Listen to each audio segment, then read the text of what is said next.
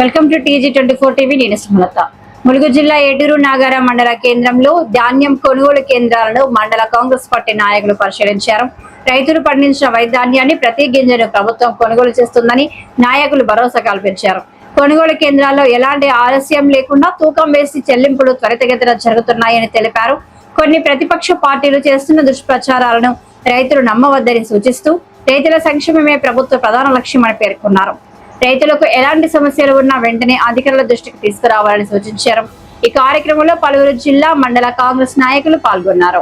ఏటున్నవరం వడ్ల కొనుగోలు కేంద్రం, GCC సెంటర్ ఆకులవారి గణపురం మరియు PSCS సెంటర్ ఏటునాగారం ఎక్కెల, ఈ రెండు సెంటర్లలో 16,000 ధాన్యం కొనుగోలు చేయడం జరిగింది.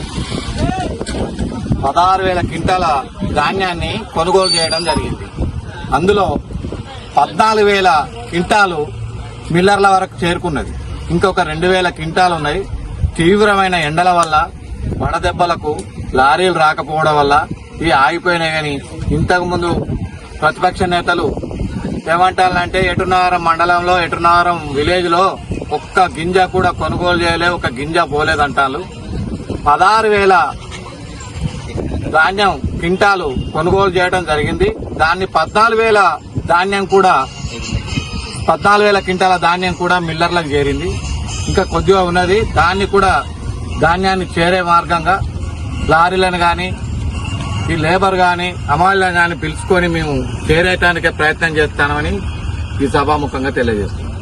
హాయ్ అండి, నేను మీ Satyasri. Please do subscribe TG24 TV.